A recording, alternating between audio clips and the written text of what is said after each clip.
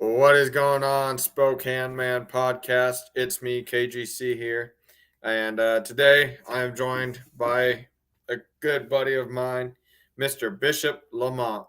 Good Bishop, evening. how you doing, buddy? I'm good, brother. Good evening, man. Thank you for having me. Thank you for being on here. And before we before we continue on with the show, our friend here, he had a passing away in the family, and I want to reconcile and pray over him and his family right now. So let's have a word of prayer. Let's pray. Father, Thank you. thank you for this wonderful day that you've given us. Father, I pray not only for this interview to go well, but for the family of Bishop, for losing this aunt that he lost, Father. Father, I pray that you bring love, light, and healing home, family, and faith to his family. And let him know that there's a brand new star up in heaven tonight. And let the love shine down. And through all this hard time, Father, that there will be light at the end of the tunnel. And it's going to be a healing process for sure. But only you can help him through this entire hard time, him and his family. We thank you for the blessed assurance that we know that we will see his aunt again and all of our loved ones again. We pray this in your name. Amen. Amen. Amen. Thank you for doing that for Aunt Tony. Righteous. May she rest in peace. And Bishop, I want to get right into it, man. How did you get started in the music industry? What turned you on to rap?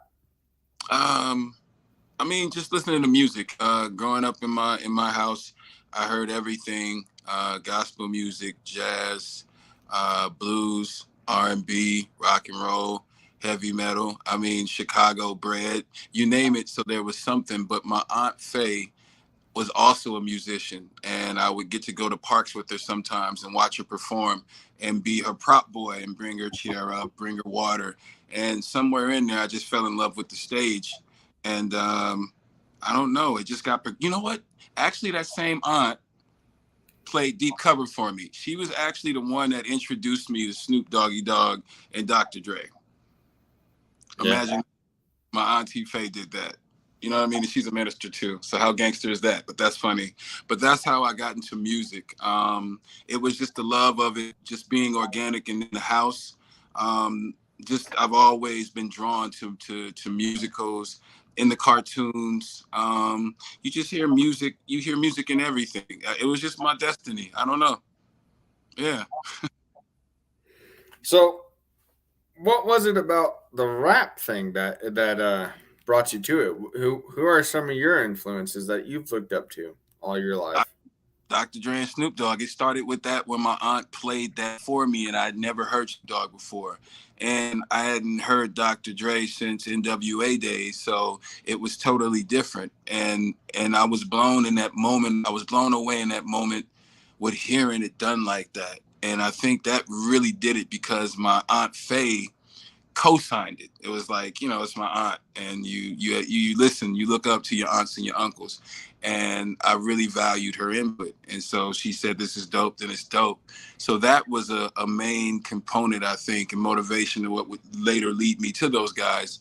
But it was just hearing the music growing up. I think my brother, let me get it right, my big brother Michael played. It was either Run DMC or Too Short, one of those. And that's how it started. That's how it really started. I wanted to impress my brother. I wanted my brother to want to include me and think I was cool. So I started listening to rap and imitating rap because that's what my big brother was doing. Yeah. So, tell me about what you've been working on. Geez. Being a better father, being a better husband, being a better servant to God, being a better human being, and music. But it's just been a lot of self work, really being introspective, and just, with so much death happening in the world because of the pandemic, because of cancer, just because of life. It really caused me to really soul search because I had lost an older brother, Dave New York, to cancer. I lost a younger brother to an overdose. Bro, when it rains, it pours. And so I had to really find purpose and find reason and I found myself questioning God a lot, and it put me in uncomfortable places. But I needed to ask those questions of my Creator, and it brought me to a greater power in myself. And so then I could go back to making music, and through that healing, I could start writing. And so I've basically written the best work I've ever done in an album called Just Don't Die. Long story to get there, but that's what I've been working on, bro. It's been very therapeutic in ways, and it's been a headache of trying to create this music because you want to create it from such a truthful place, because it's a soundtrack to real life, and it's kind of like a hand guide for the world that we're going into. You know what I mean? It feels kind of like James Cameron is there, Terminator T2 with it. Um, you know what I mean? But that's the kind of energy of Yeah. it. But that's what I've been working on. It's been a lot of things, but it's my best work. But it's been very painful creating it in the most honest and vulnerable way. Especially when sometimes I was so depressed from losing my big brother, my little brother, so many loved ones. I couldn't even move, but you have to put a face on. And so I just wanted to be in the truth completely in every which way. So here I am. Here we are. You know what I mean? Yeah, and I want to say, man, it a lot of people feel like they have to put on a face to, go out and be somebody. But the truth is that you're you shouldn't have to put on a face. You should be, 100% yourself, and it hurts, but oftentimes, we get to experience things in life like you got to experience working with William Lee Golden. Tell us how that came to be about and what that was like.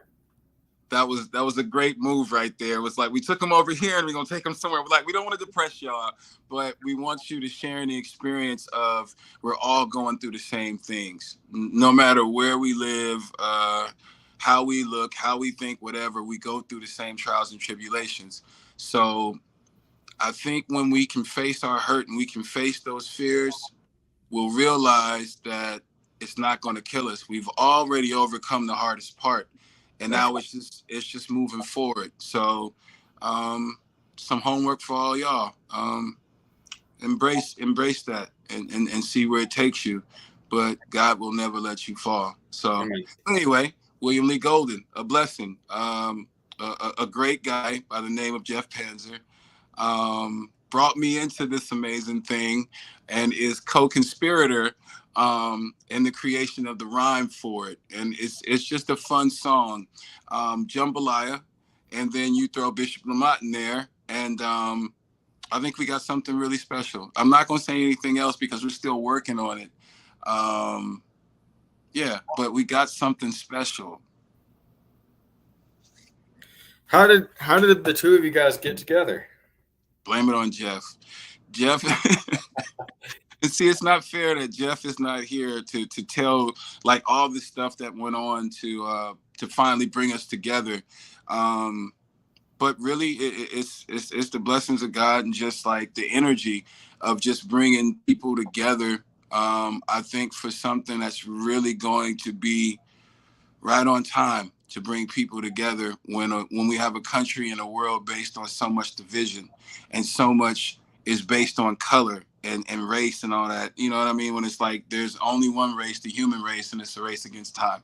You know what I Right. mean? To the graves. That's it, baby. That's it. You know Amen. what I mean? So I don't know.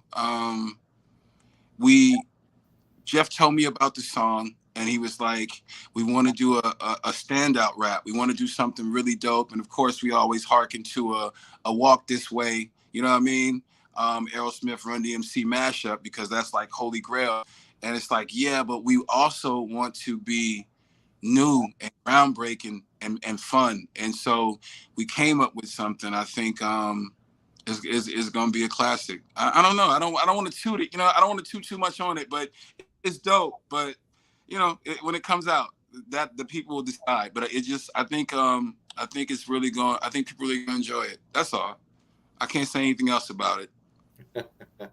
What was that conversation like? When you must have heard of William before you signed on to do this, and what was that phone call like saying, I get to work with William Lee Golden. Well, after I Googled and YouTube, you know what I mean? It's so easy to vet and get familiar. And Jeff made sure I was well aware and in tune of the opportunity, you know, how big it is and legendary, and just understanding his iconic level. That's such a gift, and that's such a big thing of trust for him to go and allow me to be on the song. You know what I mean? Like, who knows what I'm going to do? And to be so open. Says a lot about him and Jeff for believing in me. So I'm amazed by it. That's it. That's it. I'm amazed by it. Like, Yeah. when William, he said William is calling, he wants to talk to you. He sounded magical on the phone. Yeah. Okay, he sounded magical. Like, he already had like the mic set up and like had a great filter on it to sound like golden. Excuse the pun, but like, it was awesome. And like, you can just feel his energy and you could see his smile through the phone, and it was just instant. And yeah, and you can see it. I wish, I look forward to when we can be together to do it live. That's all. It's gonna be even doper. It's gonna be even more incredible when we can rock live. You know what I mean? Yeah.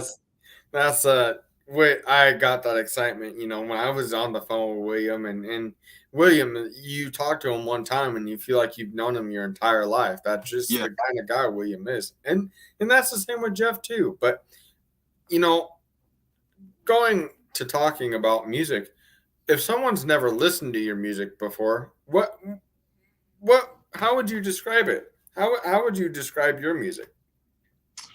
Uh, what I Man, that's a great question. See, first time I've ever been asked that question ever. See how dope that is? I'm your first hip hop guest, and that's the first time I've been asked that. People usually always tell me what I do or whatever, whatever, and I just, okay, because it's art. You know what I mean? It's subjective. But I would say that hmm, it's street journalism in a sense that I'm looking out the window. I'm looking down the street. It's a very empathic. It's part empath. It's part spiritual. It's part metaphysical.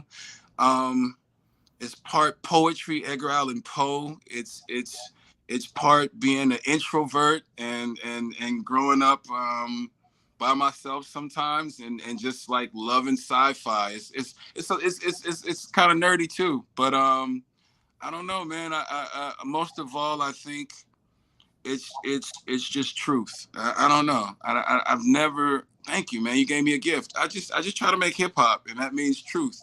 That means heart. That means I don't know. That means a tradition. That means keeping up with certain standard and quality. I don't know. It's a lot of things. I don't know, man. Thank you, man. You got me over here searching. That's a good well, question. well, you know what, man? I just want. I don't. Are you enjoying your time now, or? I'm super enjoying it because it's real questions. It's not like, and so when you met Dr. Dre, what did you say? You know what Yeah. I mean? Like, you're asking me real questions. I appreciate it. So I got one more, and well, I got a few more actually, but Bring we're them, gonna, man. we're gonna do a couple rapid fire questions because I like doing these, and these are fun. But you know, you mentioned working with some artists. What who's the biggest one? And you when you got to look at the person and say, "Hey, I'm working with this person," you got to tell people, "Hey, I've made it." What was who was that for you? Uh, I would sound like a I would sound like a twat if I said it's too many to name. I'm just grateful. And it would be kind of like whack when I'd be like, this is the biggest one, because like I pretty much work with everyone, know everyone, been in the same studio, and all glory is to God. It's just that I worked that hard for it. But I guess that moment, I think that moment, geez, was with Snoop. The first moment was with Snoop at his house in the studio. His little brother Bing, um, being in the studio with him and being like, this is one of the guys I looked up to. You know what I mean? He's right here talking to me. He actually gave me my last name, Lamont. You know what I mean? We used to do our demos in his garage, and Corrupt, Nate Dogg, Warren out there sometimes. It was crazy, man, growing up around all these guys. You know what I mean? Same weekend I was gonna meet Tupac is the weekend he went to Vegas. You know what I mean? Like, so I almost got to meet Pac. So all my dreams were coming true. What is Snoop Dogg like? Is he about as funny as he seems to be? He is a comedian, man, and he can cap on you. He can clown really well, but he's hilarious. Yes, yes. Hey nephew. And the one thing that it shows about Snoop is that he talks so much like your family. Is that really what he's like? Does he pull you in as family like the first couple times you meet him? Nah, that comes over time. He is very shrewd on letting people around him and all that. And I came through his little brother being, so it was a whole nother level of hazing to even that to be around. Shouts out to Goldie Loke. We was all in the garage doing music before they formed the East Siders. But yeah, you got to be around for a while because people come around just to try to steal money, to steal music, to try and use. So in the early days, in the beginning, Snoop wasn't around a lot. It would just be us at the house, and then once he got comfortable, we see him more. But we really didn't start hanging out until, man, probably two years in or something like that. Like it was, but yeah, no, it ain't that simple. You know what I mean? Like it takes time. Yeah, It takes like time. everything, like music, like how music you when you start. Do you write any of your music? Yes. Do you find it healing for you? Do you feel it healing for you writing? That's what this whole process has been for me, trying to make sense of it. Like they say, to journal. I think hip hop is a great way of journaling and a great way of self-induced therapy with a great reward of it being timeless and forever, and other people can use it to impact their pain and try to unravel their trauma. And so I always try to offer that. And I've got buddies. I've got a great buddy that does a lot of stuff with the juvenile detention centers. And we want to do, writing programs in there with the kids, give them motivation, because I think that'll really help. The pen is mightier than the sword.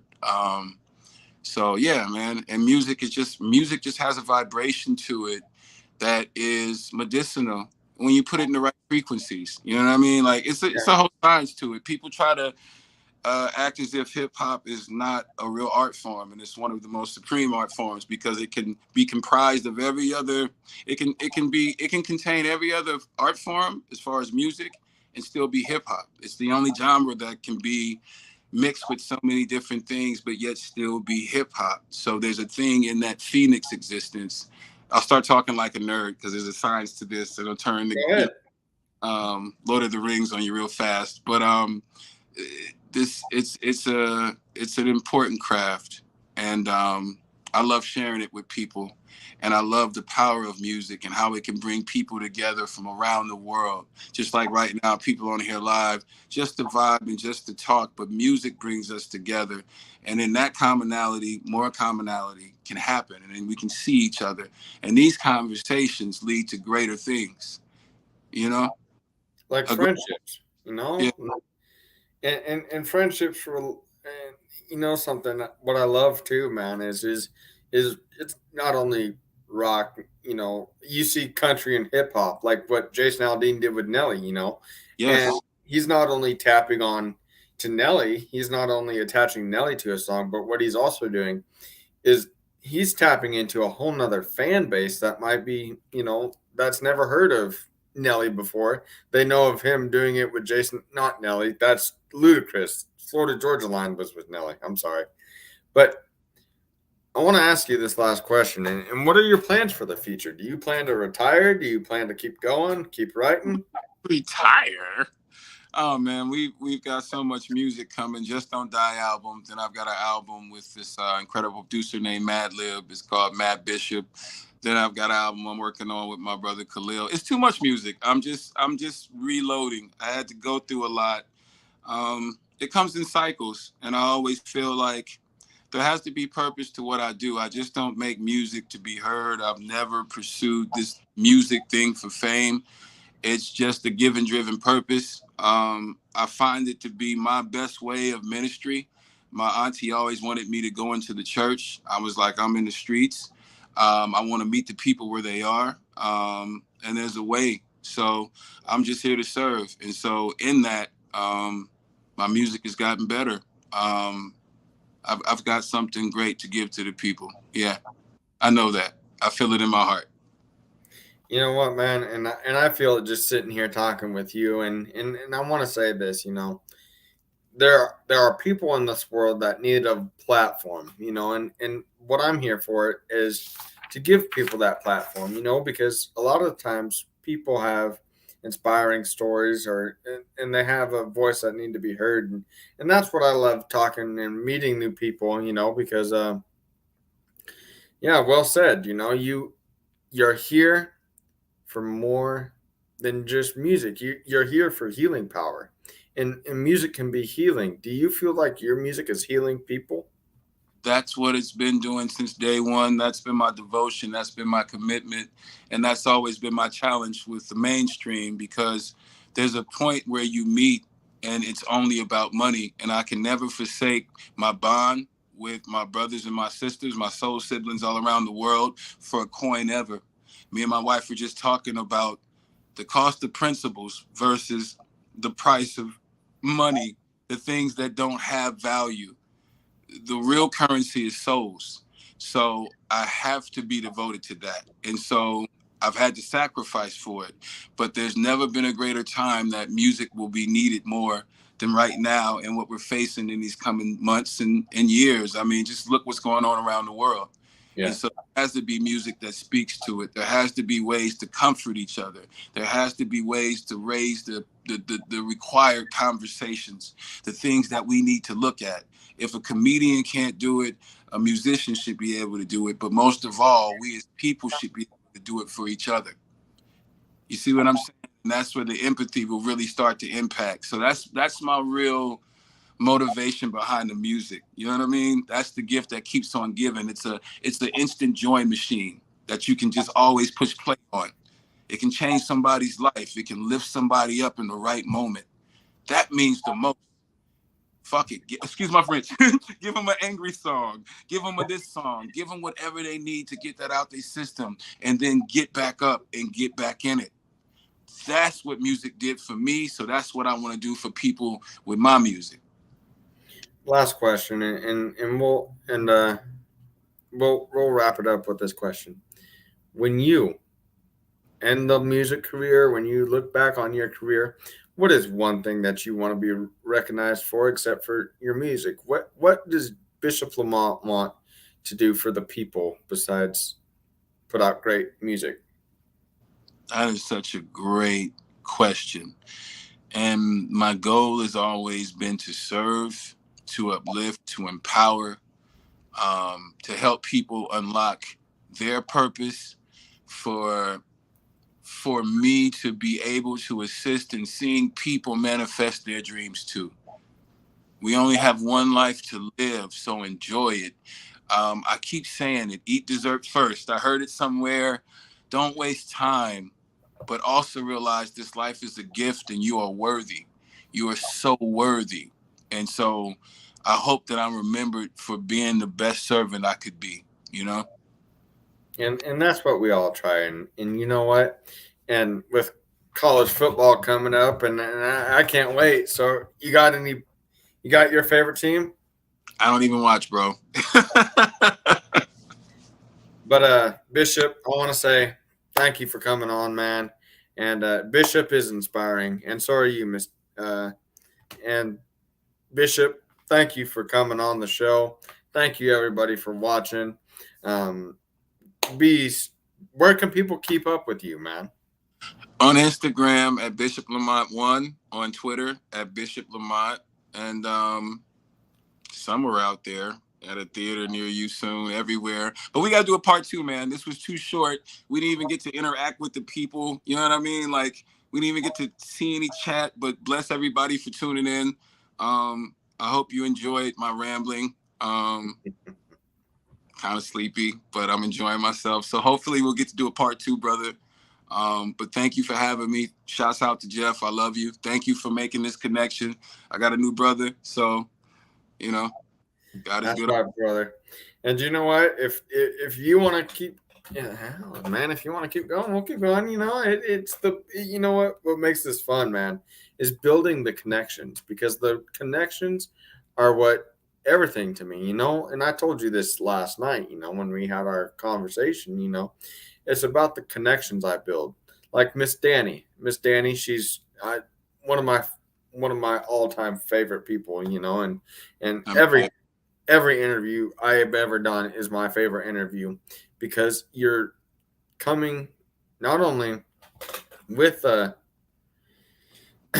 not only are you coming with the people, you are coming with the family, and you have support.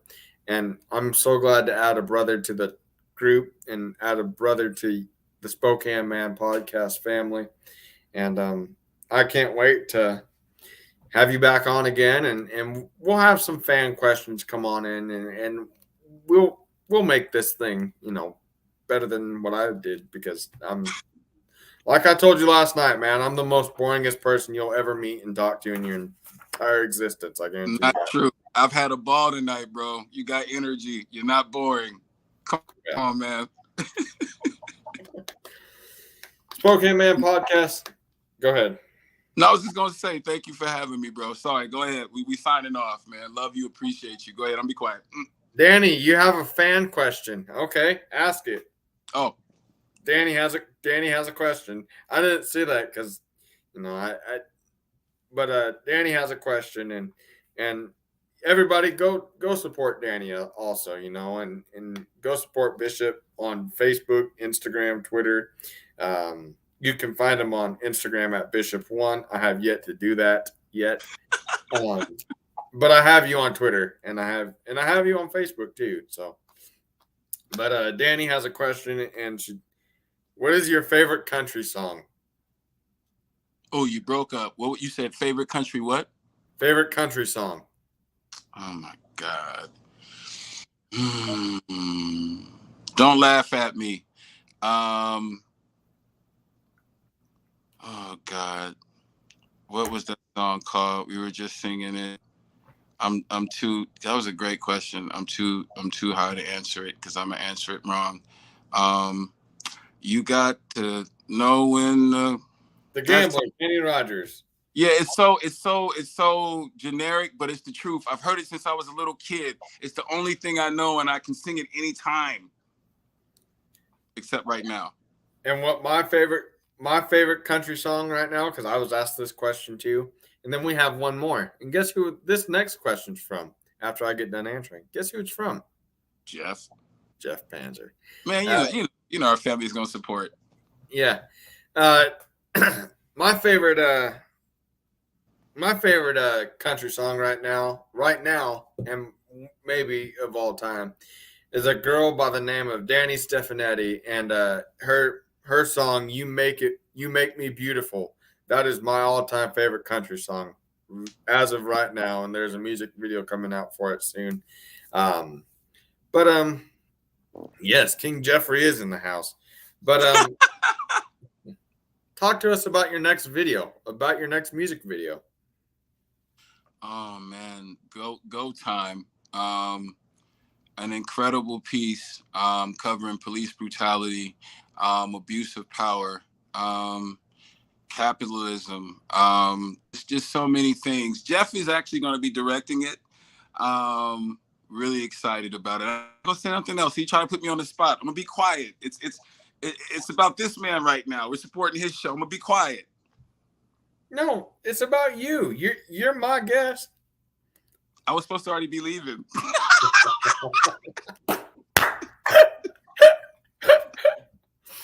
Well, I gotta go spend time with my wife, bro. Bishop, thank you so much for coming on here, man. Thank you so much for everybody for watching. And like you said, brother, we got to do a part 2. And I'm just having so much fun, man. Go ahead. No, I'm just putting my head on my heart because I love you. It's instant, man. So thank you, Jeff. It's just the energy is right. That's it. I love you, and I love the fam. Say hi to the family. You guys have my all best wishes, and Spokane Man Podcast. Thank you again for watching it. And remember, there are 2 things in the world when your life is going to absolute shambles. Remember 2 things that bring us together. 3 things that bring us together: God, music, and people. Thank you so much, Bishop, for being on the show. Thank you to everybody for being here. We love you. Be safe. Love one another. Don't do anything I would do. God bless. Good night. Bless up. Love you, bro.